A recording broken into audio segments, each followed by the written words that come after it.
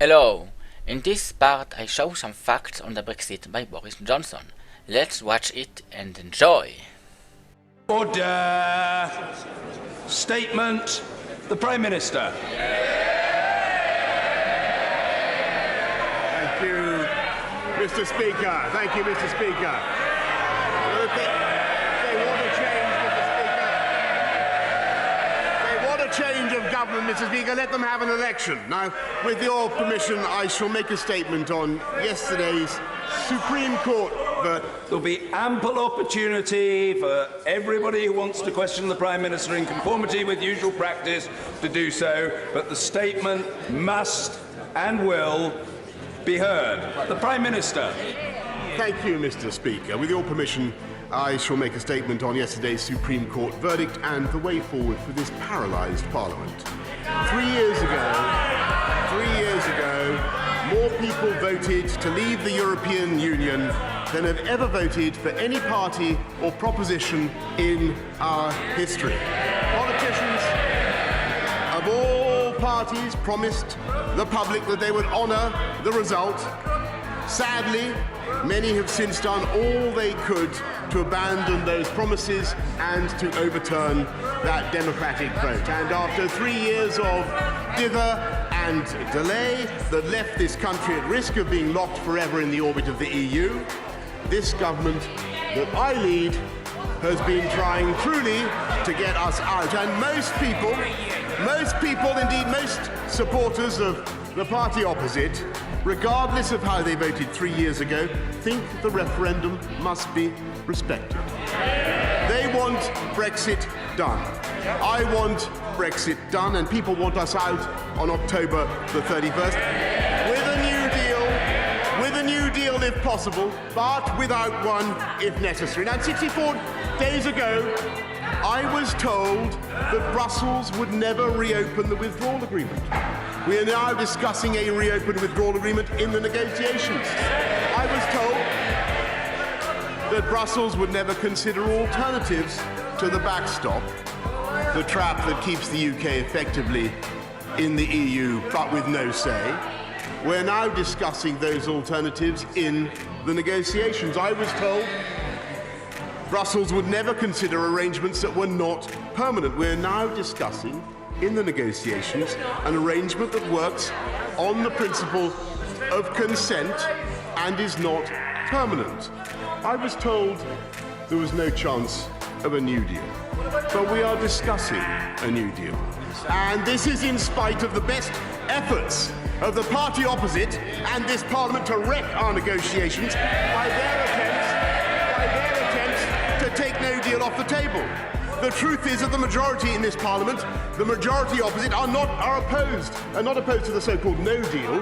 This Parliament does not want Brexit to happen at all. And many of those who voted for the Surrender Act a few weeks ago said then that their intention was to stop a no-deal Brexit. They have said every day since that Parliament must vote against any deal at all. I think the people of this country can see very clearly what is going on. The people at home know that this... Order! People are gesticulating wildly. I can scarcely hear the Prime Minister myself, and I wish to hear the statement, as other colleagues should also do. The Prime Minister... The people of this country can see perfectly clearly what is going on. They know that Parliament does not want to honour its promises to respect the referendum. The people at home know that this Parliament will keep delaying, it will keep sabotaging the negotiations because they don't want a deal. Mr. Speaker, the truth is that members opposite are living in a fantasy world. They really imagine that somehow they are going to cancel. This is what they want to do. They're going to cancel the first referendum. They're going to legislate for a second referendum. And Parliament will promise that this time, perhaps not the lady opposite, but Parliament will promise that this time it really, really will respect that vote. And they think that the public will therefore vote to remain, and everybody will forget the last few years.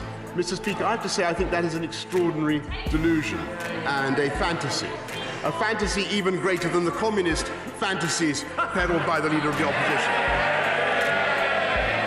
It will not happen. The public don't want another referendum. What they want and what they demand is that we honour the promise we made to the voters to respect the first referendum. And they also want us to move on, to put Brexit behind us and focus on the NHS, on violent crime, and on cutting the cost of living. And that is why I brought forward a Queen's speech. This government intends to present a programme for life after Brexit. But some members of this House could not stand that either. Instead of facing the voters, the opposition turned tail and fled from an election. Instead of deciding to let the voters decide, they ran to the courts instead. And despite the fact that I followed the exact same process as my predecessors in calling a Queen's speech, the Supreme Court was asked to intervene in this process for the first time ever, and it is absolutely no disrespect to the judiciary to say I think the court was wrong to pronounce on what is essentially a political question at a time. This is all for today. What do you think on the Brexit now? They will live with a deal, or an extension, or a no deal? Please subscribe to my channel and like the video, so more people can enjoy those videos. See you in the next video. Members must calm themselves. There is a long way to go. There will be more. There will indeed be more.